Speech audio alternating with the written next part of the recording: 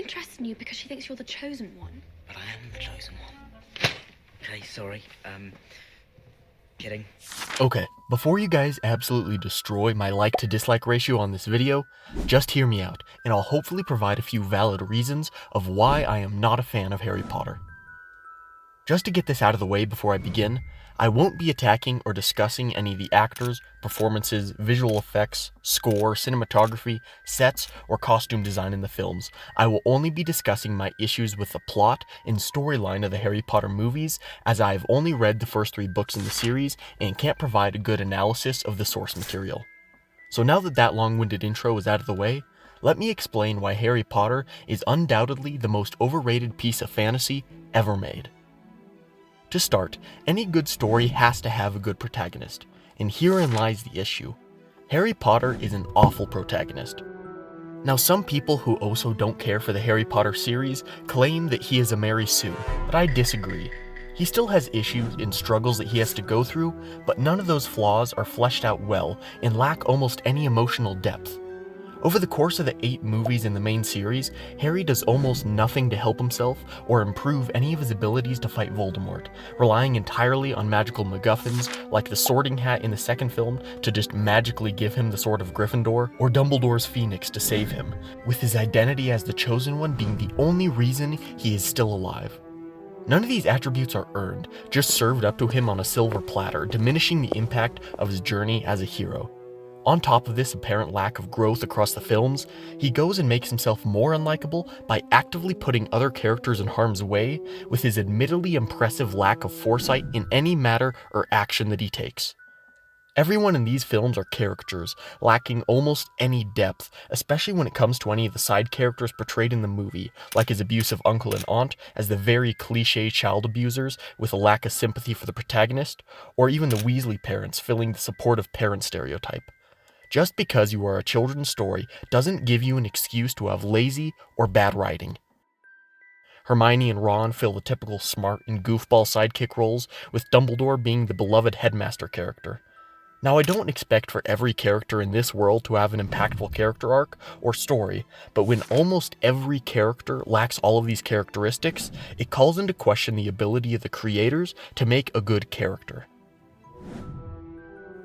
Along with these bad characters, the movie also sets up a very nonsensical story. They often set up many magical items, spells, or characters that lose all logic throughout the series, creating an abundance of plot holes and unanswered questions. For me, the biggest offender in this category especially is the Time Turners.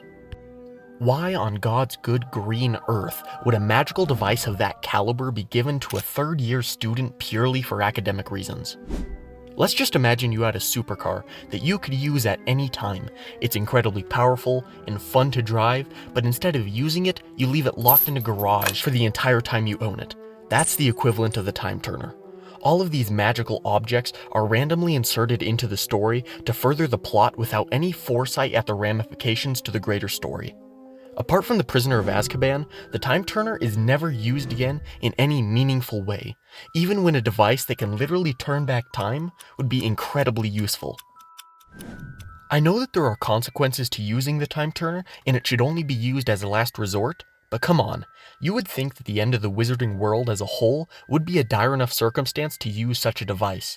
Furthermore, if a magic item like that is so powerful and has such dire consequences, why on earth would it be given to just a student? This, along with many other examples, just shows that many of the elements added to the films weren't given much thought with their relevance or consequence within those films. Other similar gripes I have include the questionable nature of the unforgivable curses. The audience is told that these are supposed to be the most overpowered spells in the entire Harry Potter universe, potentially landing you in permanent imprisonment if you get caught using them. Yet throughout the series, there is absolutely no consequence for using those. The fear-mongering surrounding these spells, especially at the beginning of the series, is completely unwarranted upon a rewatch, lessening the impact and stakes of important moments in battles later on in the series. But perhaps the biggest issue I have with this series overall is the villain.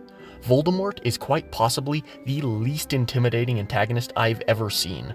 He continues time after time again, making the dumbest mistakes throughout the series, undermining his on-screen presence as an intimidating foe for Harry. Voldemort stretches many moments and deaths out in the films just for the sake of the plot, actively going against his already established character.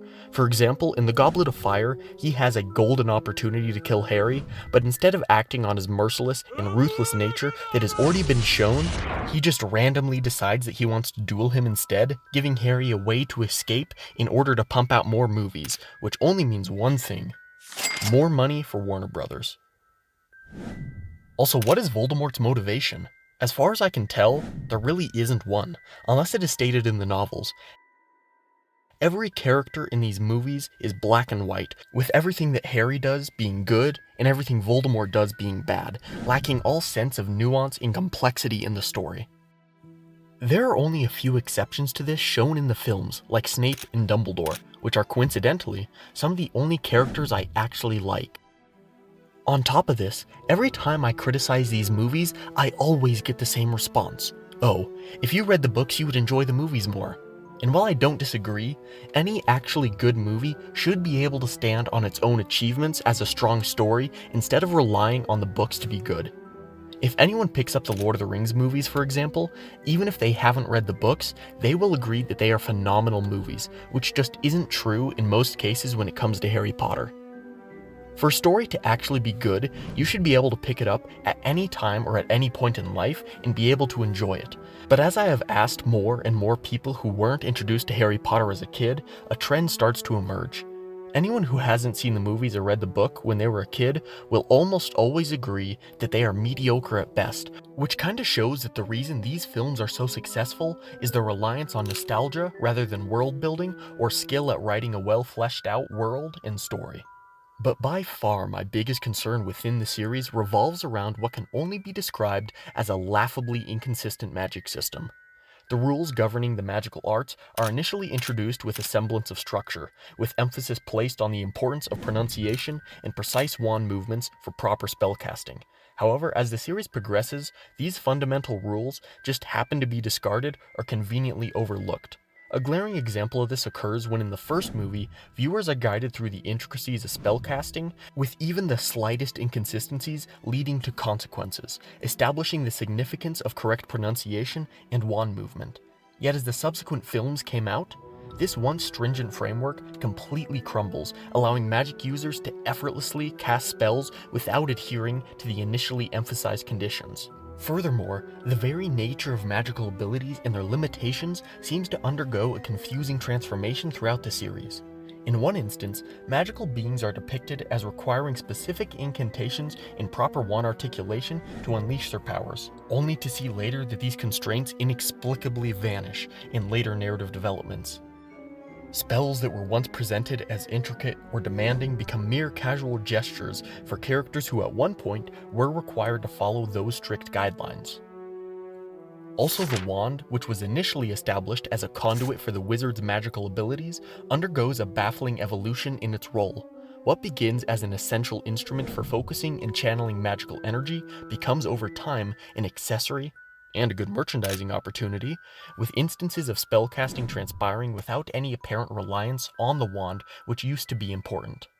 In essence, the series grapples with a profound inconsistency in the portrayal of magical laws, leading to a perplexing departure from the rules that it initially set. This ever-changing approach to magic not only confuses the audience, but also undermines the integrity of the magical world crafted by the author.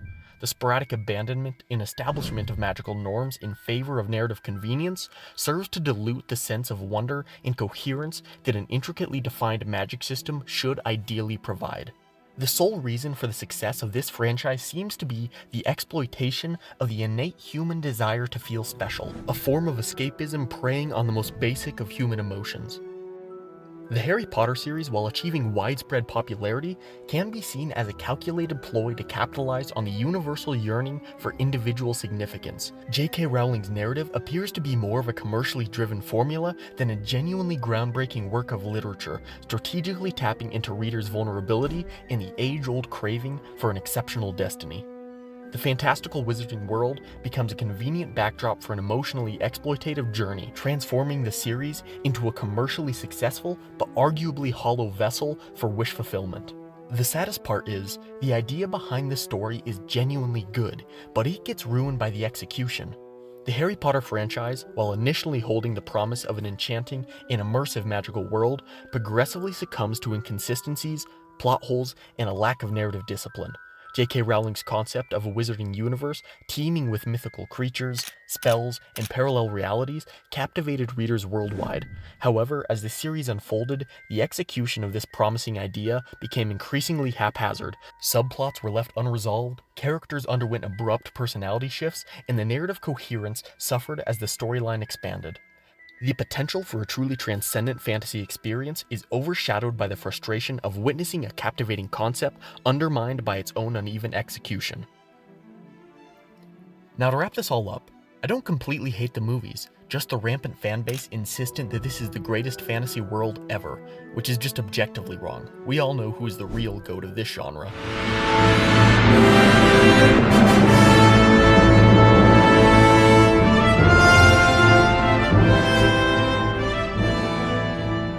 The movies are still entertaining and have some fun moments, but at their core are children's movies, lacking the important character growth and emotional moments necessary to become a truly great film series. In conclusion, while the Harry Potter franchise undeniably captured the hearts of millions with its premise, the series grapples with significant flaws that mar its overall impact. From inconsistent magic systems to narrative lapses and a calculated reliance on the wish fulfillment tropes, these shortcomings raise questions about the enduring legacy of a once beloved literary and cinematic phenomenon. Now, if you've made it this far, congratulations. I'm pretty sure everyone has clicked off by this point because of my Harry Potter slander. And feel free to comment on any disagreements or mistakes I may have made. It would help me a lot to improve my videos in the future.